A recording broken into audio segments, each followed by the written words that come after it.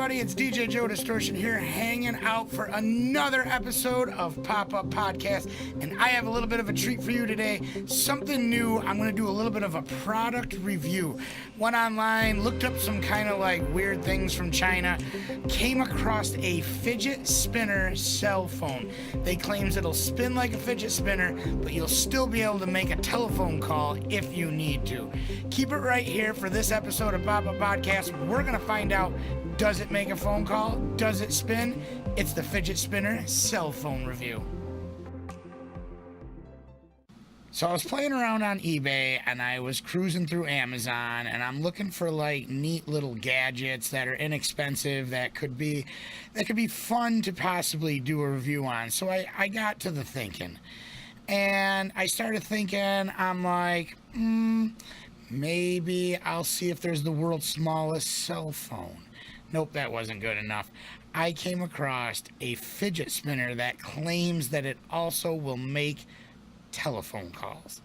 So I got this thing. It's right here. It showed up.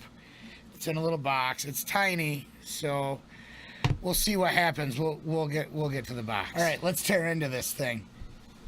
All right, box is about 3 inches long by 2 inches wide. We should shake it up a little bit. There it is. Fidget spinner's right there on top. Pull it out. It's in a little baggie.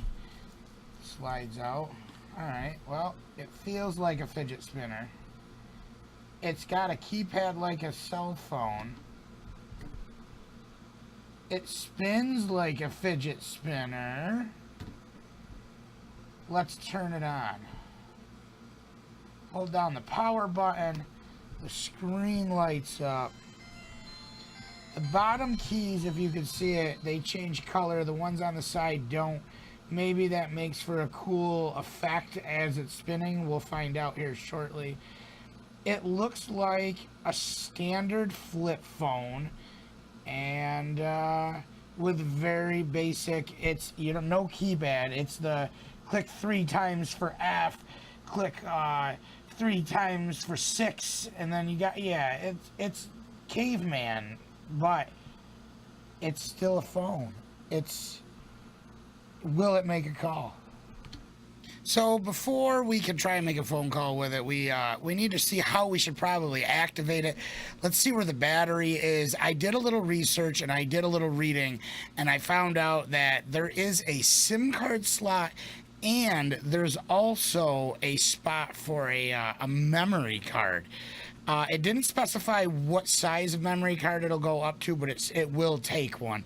I opened it up. I went to a local retailer and I tried to activate it with a SIM card. There's good news and bad news about these things. The good news is it's dirt cheap to activate. It's only $5.99. Get you like 400 minutes. The bad news is I didn't know that. I thought I could just go down to the retailer, go buy a SIM card, activate it under one of the prepaid plans, and call it a day. Well, that didn't work, and I didn't order it on Amazon. So, sorry guys, but let's get back. Let's get opening this thing up. And from what I read in the instructions, is you pull these little tabs apart. It's kind of the fidget spinner portion of this. It's the spot that goes between the actual ball bearing and the plastic. There we go. I got them apart. There's 2 pieces. Don't lose them. There's an actual ball bearing inside there, just like a real fidget spinner. But from what I also read, it says that you got to rip off your fingernail under there, pull off the back cover, and there's the battery. And they say that underneath the battery, you got to be real careful. It's not exactly the most quality of solder jobs, but if you look there real close, the lighting is awful, but there's 2 spots, one for your SIM card and one for your memory card. They're both right there under the battery. That's where you would place that when you order the proper one off of eBay.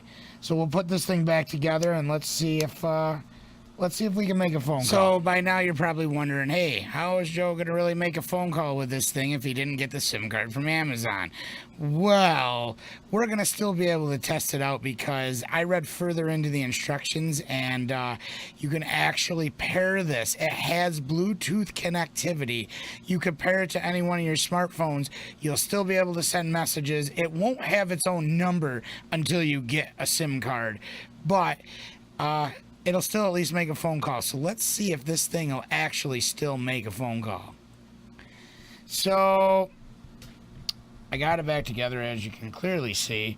Let's power it up. You power it up.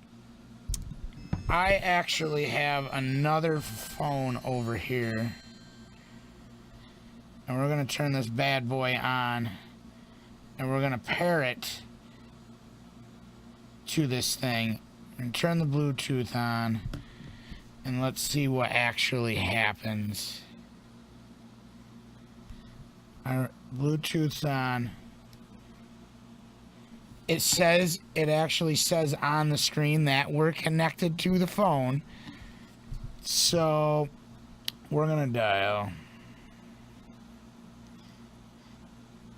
Oh, there we go. And Bluetooth call. We hit OK. Processing.